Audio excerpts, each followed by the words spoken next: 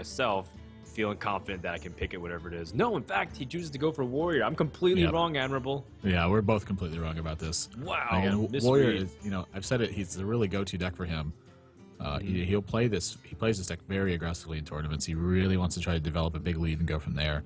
I am interested to see how he mulligans, because I know that when I've watched RDU play, I've seen him keep some really strange cards in his hand, at least from my perspective, when he's playing Warrior in some of these matchups. So if he keeps something like Deathbite and Loatheb, what it really tells me is that he's going to try to push for damage early on in the game.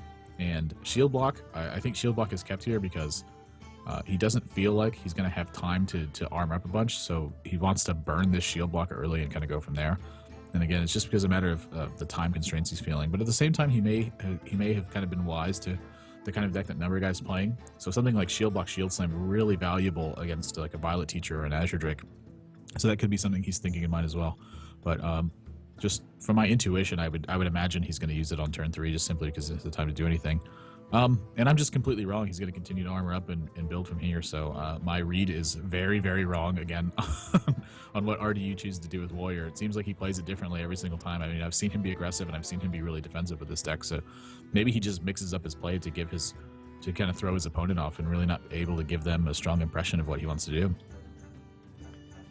Oh yeah, well, it's not like he has the greatest hand to be aggressive at the same time too. I think it's an okay way to react at the moment. RDU is also a great Miracle player. He's played hundreds, thousands of games of Miracle. Just ask him, like, what do you think about Miracle matchup versus this? And he'll talk for 15 minutes straight about all the small nuances that you have to know about the matchup. He's even going to coin armor up. Like, that's how much he values being defensive.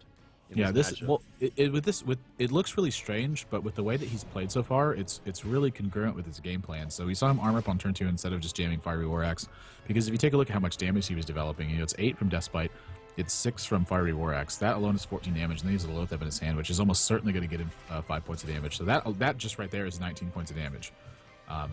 So, the caveat to that is if you start attacking with the Fiery War Axe right away, it does give your opponent opportunities to get value from Earthring Farseer, and then you have to use a second charge on that, so then the Fiery War Axe, all of its value is negated. But since he chose to armor up, the coin armor up is, again, it's really congruent with his game plan because he wants to have enough natural armor that he can use the second Shield Slam. Now that he's drawn it, it's weighing on his mind a lot more than it was before. When he just had Shield Block, Shield Slam, he's like, my armor is important, but I have Shield Block in case I need to Shield Block, Shield Slam. But when he draws the second one, he wants to have a very high armor total so he can try to get a natural one to go along with his Shield Block.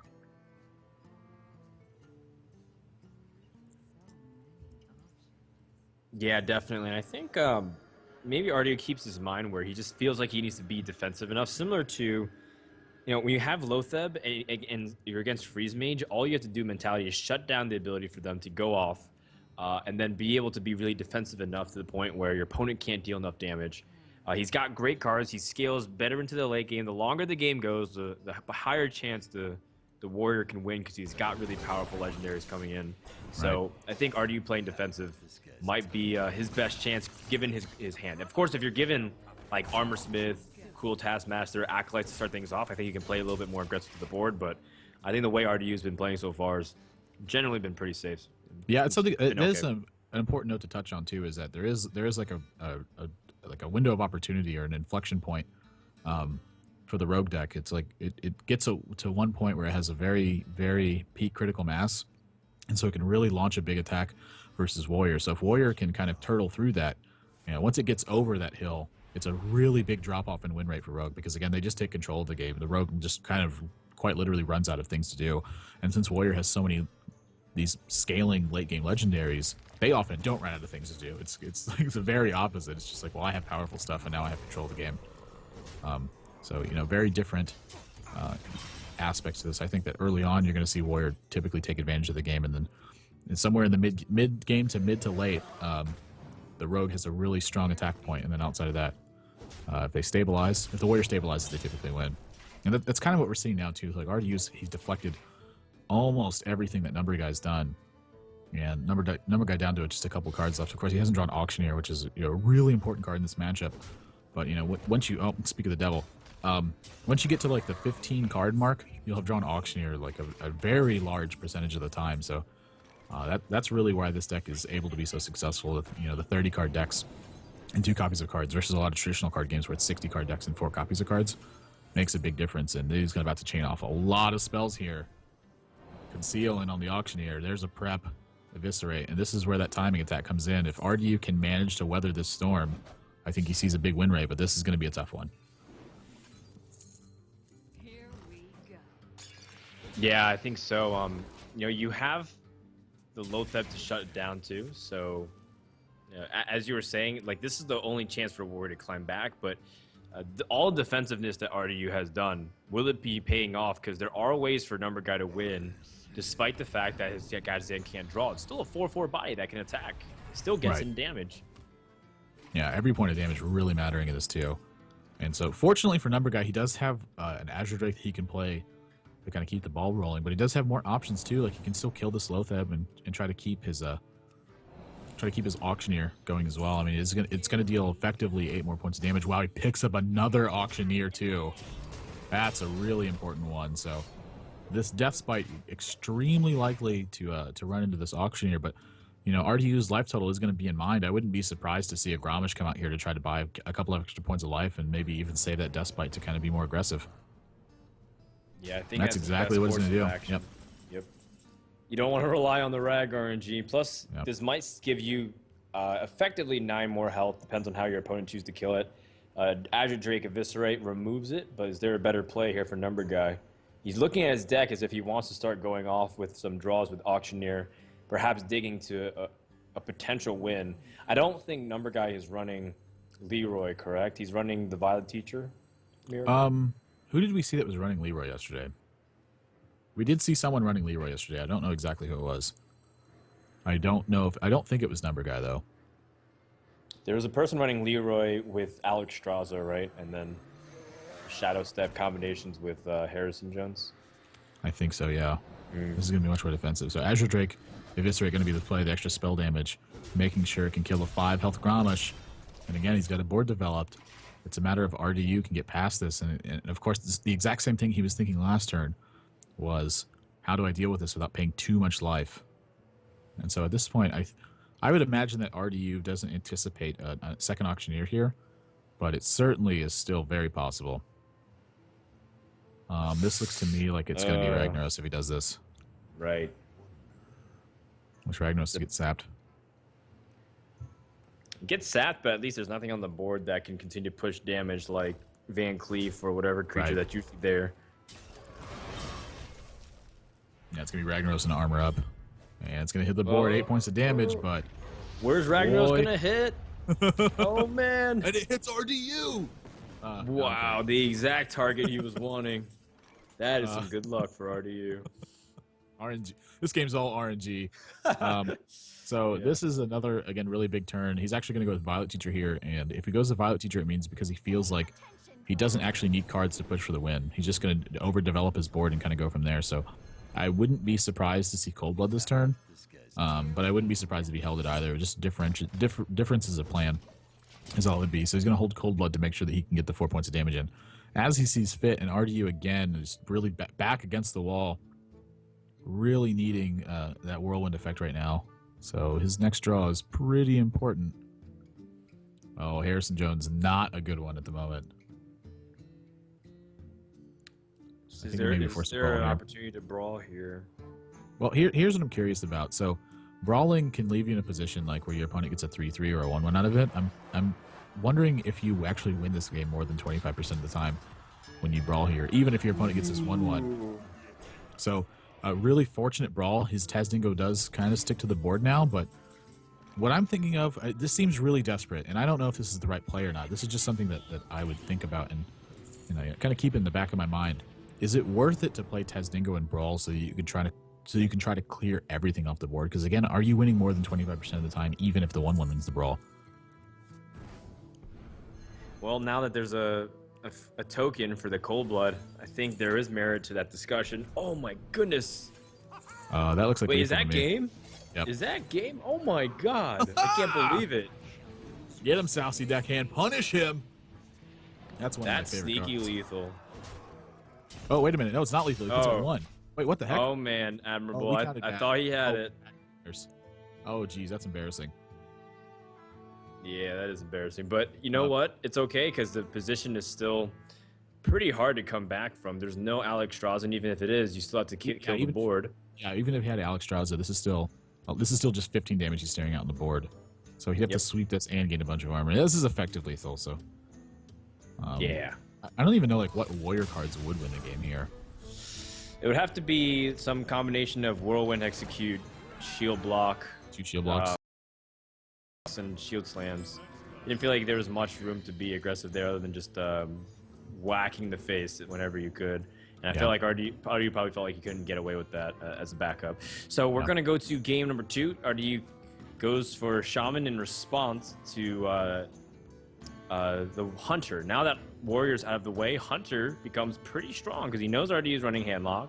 And against Shaman, the Hunter can just sneak wins really easily because there's no healing. So if you go for that, I mean, it's a really strong pick from Numberguy, and he is in a prime position to perhaps run away with the series if he can get this win here. Yeah, some of you have been noticing that also Numberguy, he chose to switch his deck.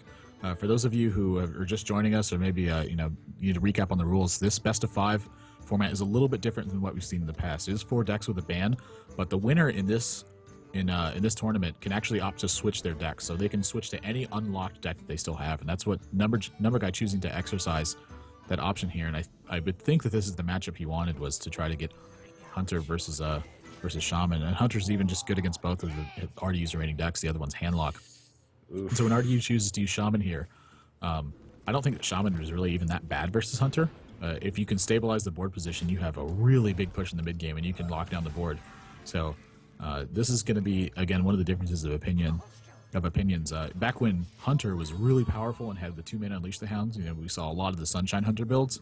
Darkwanics actually told me he thought that Shaman was favored over Hunter then, and he played it in one of the 2P qualifier events for the Europe versus China, and he played Shaman the entire way through and actually finished with a 5-2 record, which was good enough to put him into a position where he could qualify for the event, I think, if I remember that correctly. But I remember he had a 5-2 record, and he was leading with Shaman the whole day. And that's what sort of tipped me off to the matchup to begin with, because they were so focused on developing the board and getting repetitive damage that if you could 1-for-1 them the entire way and then hex their Savannah Jaime, you were usually in good shape to win the game.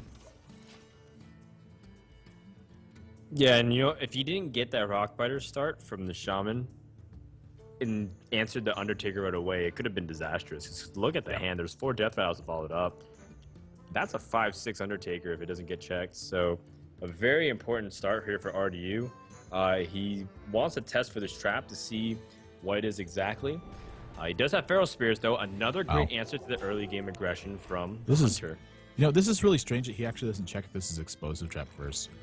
He may have done his research and just know that Numberguy's not running Explosive Trap, which I don't remember if he is or not. But regardless of which, you want to make that attack with Harvest Golem first. Because if it is Explosive Trap, now both of your minions are vulnerable to just a straight-up attack across this board. So the one thing he doesn't want to do is he doesn't want it to be Snake Trap, because when it's Snake Trap, he's going to potentially fall too far behind to be able to recover this board state. So he, with Feral Spirit and Flametongue Totem, there's a really good chance he can actually just turn this into a race. I think it's exactly and he has Doomhammer too. Yep. Which I keep every single time. Wow, so he does have Explosive Trap. Wow. So this was just strictly a mistake from RDU's perspective. He should have attacked with the Harvest Golem first. And now this, of course, this play is very telltale of the fact that Explosive Trap is on the board, but even despite that, it's a little bit risky for him to attack one of his Feral Spirits into this Loot Hoarder before he triggers an Explosive Trap, because the other one's Snake Trap. I feel like triggering the trap to get it before the weapon comes out is a high priority here for Shaman. I think it is, and I think he's also going to stick to his same game plan where he is aware that that's Snake Trap, so he's going to try to turn this into a race instead of trying to pick apart his opponent's board. So Numberguy on 3 cards, it's a matter of whether or not he can put together, again, just the winning combination of pieces. Because Loot Hoarder is going to be dealing 2 damage over and over again, but RDU is going to start scaling. I mean, there's a potential for Doomhammer to come out, Flametongue with Defender of Argus, so, a big push available from him as well. So RDU a little bit behind on life, but maybe he could make it up. Like just one swing turn with Defender of Argus can really change this game. And that's what it's going to be about. These next couple of draws, I think, are really important. At the same time, this these targets for defender aren't exactly the beefiest that around. You know, they're easily picked Right. apart by Eagle Horn Bow and a simple attack in the loot order. Then you can continue to push. So, as much as you would like to play defender and start taunting up and pushing damage, it's not exactly the ideal targets. Sure. I'm curious if there's any merit to lightning bolting the loot order here, or if he just needs that to actually extend his reach. If you lightning bolt, you restrict your mana for fire elemental, but you can play Doomhammer. Yeah. The thing is though, you protect your harvest golem this way, so your opponent doesn't Right. have a direct threat onto your board. So True. so it's whether or not lightning bolt is worth a 3/2 harvest golem here is sort of what I'm thinking. And I think it With is. taunt. Like I would. Yeah, 3/2 harvest golem with taunt. Like I think a lightning bolt is just more than worth that because you get in the 3 damage from the harvest golem, and you've protected your harvest golem potentially from that threat. So, not exactly the same thing, but very akin to it. So when he does it this way, it looks to me like he just wants to get fire elemental active as soon as possible. I would be Might not be a astonished bad if this idea. Eagle Horn bow did not hit this 1/3 bow. Yeah, you already have a trap out. So I'm get sorry, the this charge. Yeah, the 1/3 totem. I said bow. If the bow did not hit the totem, I would be I'd be really confused about this. It's using the hero power. I don't think attacking the harvest golem is that bad. I don't think attacking his face is that bad either. You still have a damage lead. This will put more damage on the board though, so something to think about. He still is, he's a little bit reluctant to attack your haunted creeper, and even if he has lightning storm, he's going to attack your haunted creeper anyway to make sure he can clear the board. Right, so you're missing a damage if you go for the trade here. If it's the consequence is about the same.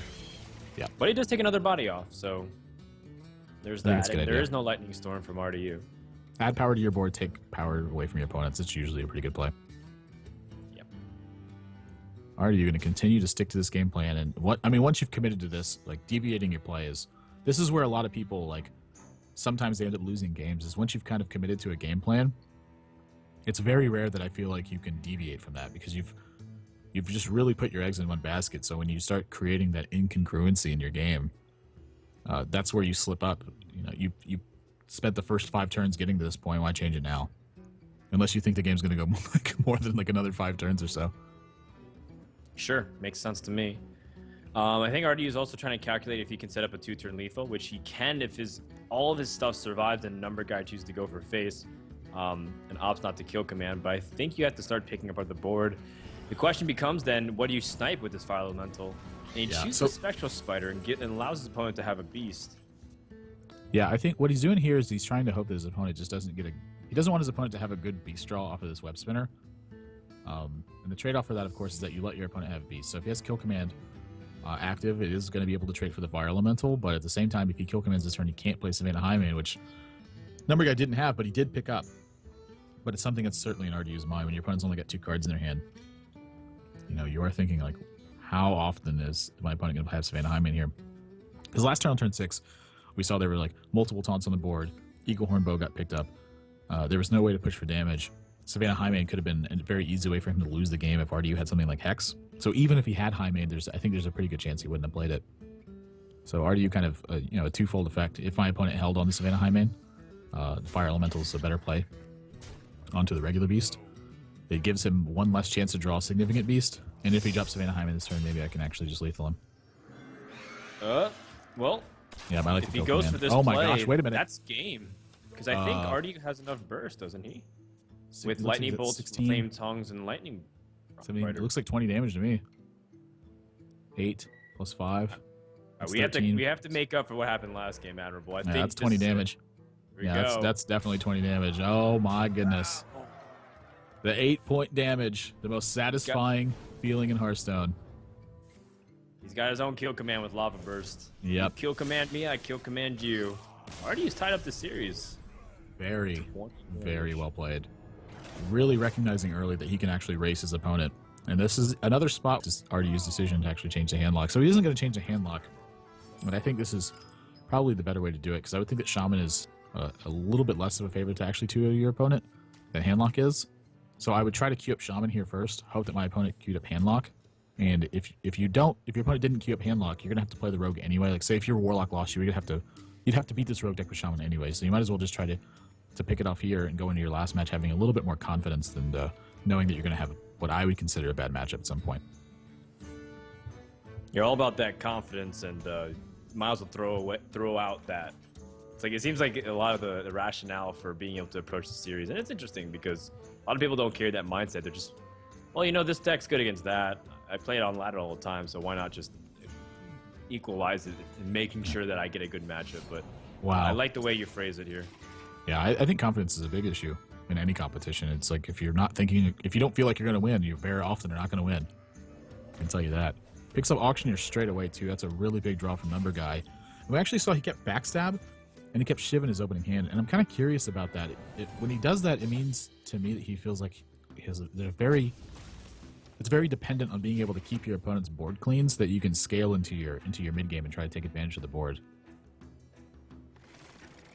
Yeah, that's interesting because we haven't seen RDU run like Undertaker in the Shaman deck, right? Like some Shamans have been putting it inside their decks, Kalento, a few other people as well, and they get that Death Rattle Shaman snowballing as fast as possible, and you use lots of your burst to finish up the game. This is, by the way, the best response that Miracle Rogue usually has to Harvest Golem. Just shiving, killing off this Harvest Golem, and then clearing the board. This is a pretty good start overall for Numberguy. RDU can't get anything to stick.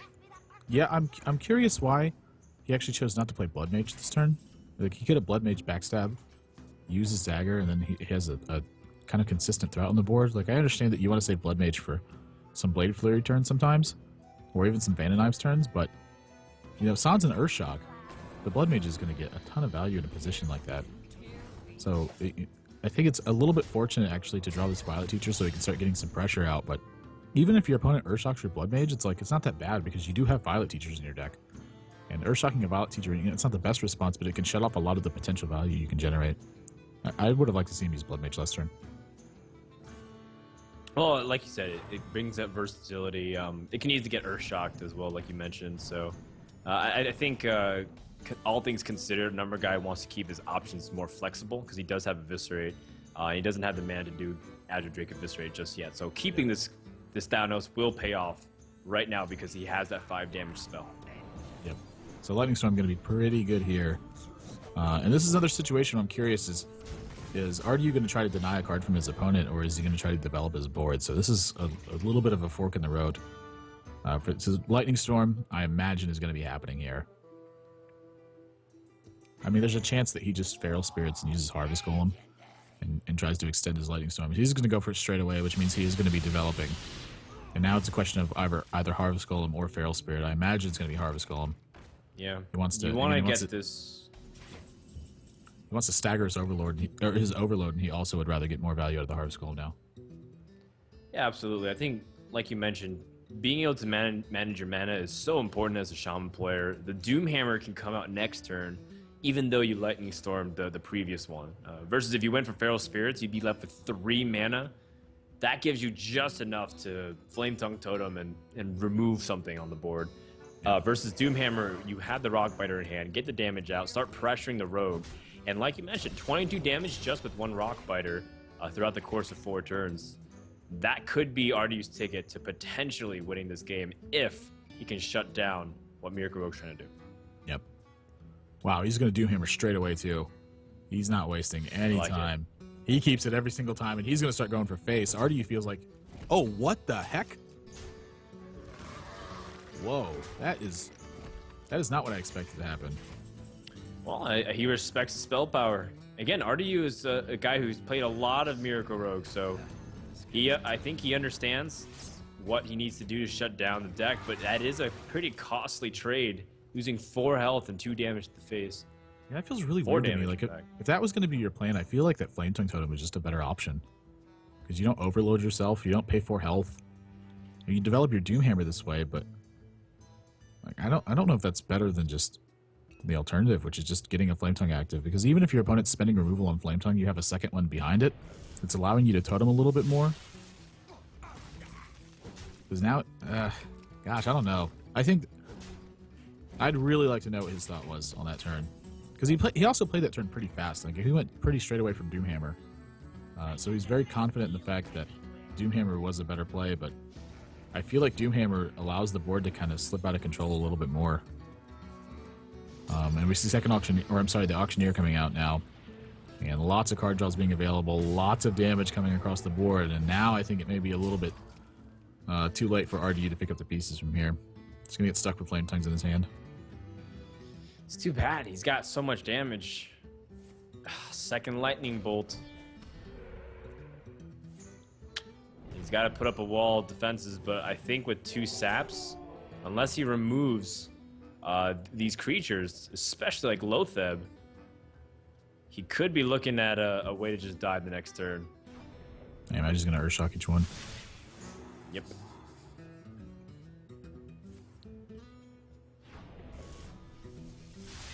It's too bad he also didn't get Spell Power as well. The Spell Power would have allowed him to efficiently remove. And now, like, he doesn't have a response to Van Cleef. If any of these minions stick, though, double Flame Tongue with Rockbiter gives him a small little opening. Yeah. Oh, there's another Auctioneer. Numberguy's actually 1 damage off of killing his opponent right now. Right. But then he has to draw. He has to draw while still having the mana to do all this, what he wants. Yep. There's a Conceal. So if RDU can actually, if he lives through this turn with stuff on the board, he's actually going to win, but I don't think he's going to live with stuff on the board. There's a Eviscerate. Oh, he doesn't have the mana mana to cast it. Oh, he does. He just he does. face. Okay. Yep. Yeah, he just uses Dagger. I wasn't even considering 3-4 damage. So that's going to be game 2 over to Numberguy. Pretty good sequence of draws. RDU kind of, I don't really know about his sequence that game. I think it's a little bit too quick, and that's pretty risky. Just I don't know. I don't see the Doomhammer as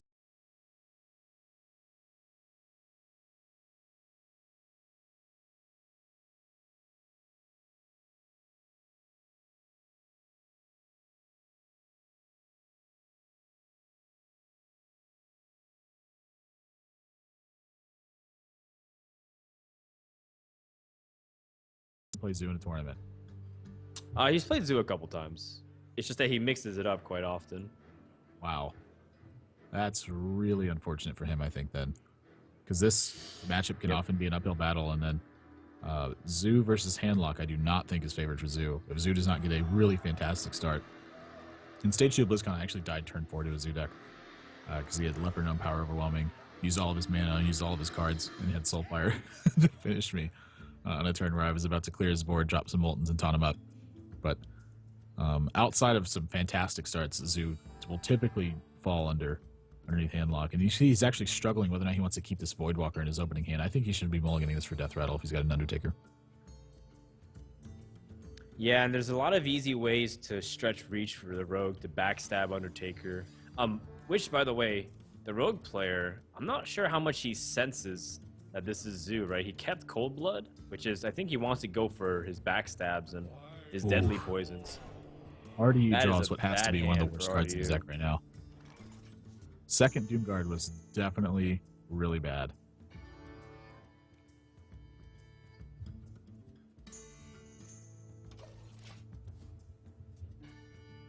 So no action on Numberguy's side. Second Voidwalker. Not a bad board position to be in, though. He does a few points of damage out. And I imagine we're going to see SI7 Agent here. Yep. So he wants to. I think RDU wants to pick up something like Soulfire straight away.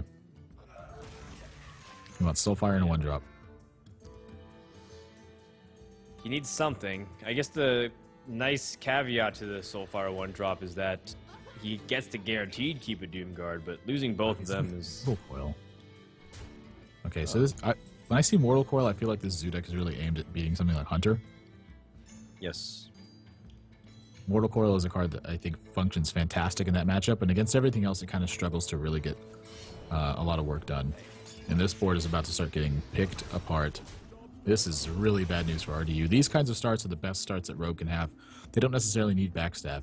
If they're going first, Backstab is fantastic because that's the way they use, or that's what they use to activate the SI7 agent.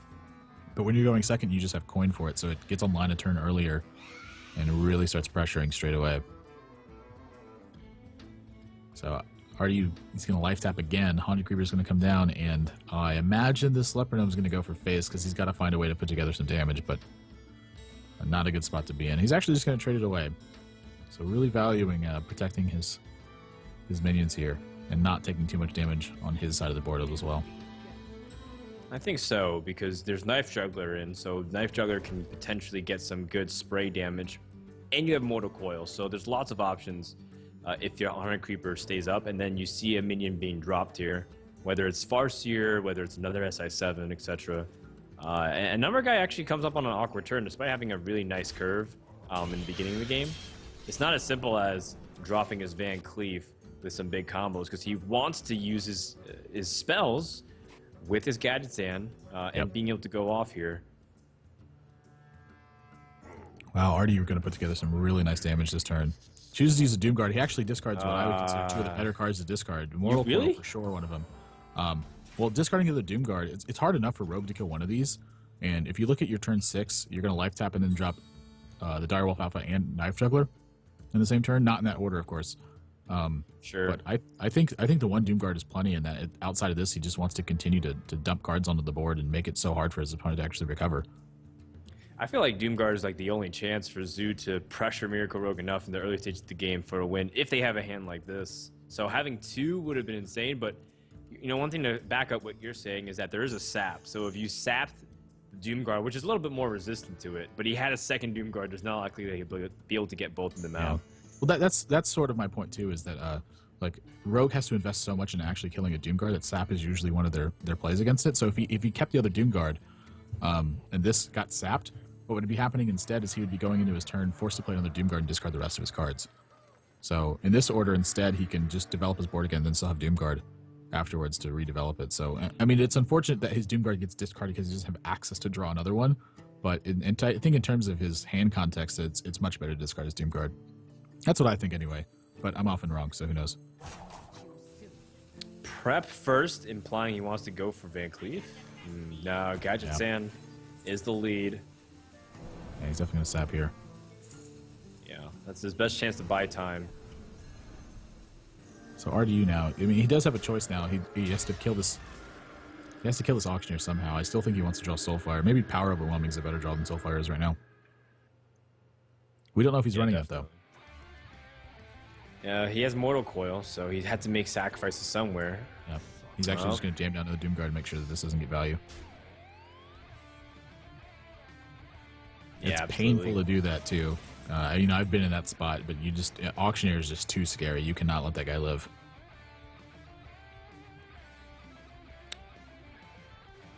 There's still no easy way to kill off this Doomguard. Wow. Despite the fact that Numberguy holds 7 cards, and there's usually ways like Eviscerate, another SI7 agent for you to pick it off, there's just no way. He's going to pay 5 health if he plays that Blood Mage. Unless... I wouldn't sap right now. You definitely wouldn't sap right now. Nope. Like this, develop your dagger, go from here. So you fall low on life total, but again, I think he feels pretty safe overall. He's going to be able to weather a pretty big minion storm from his opponent. And there's no access to more Doom cards, so the direct damage he's fading at this point is Power Overwhelming and Soulfire. And RD's, you know, he's going off 2 cards a turn, but he'll start to fall. Wow, I definitely think the Dark Iron Dwarf is one of the best cards he could have drawn right now. Sure, it's a heavy minion. Yep.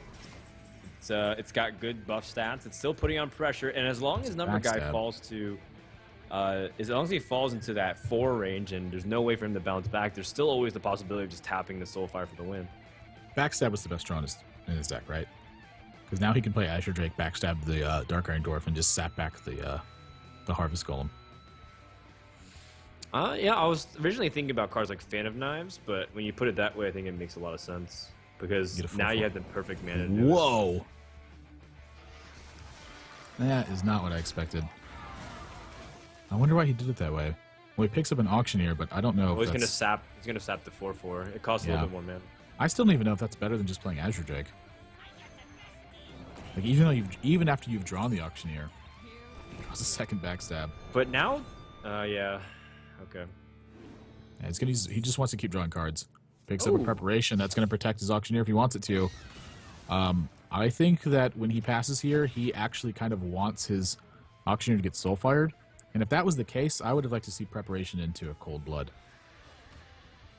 Like, why wouldn't you want to protect your your auctioneer in this position. Already, you got to do what you got to do. Just jam everything on the board and hope that you can get through this.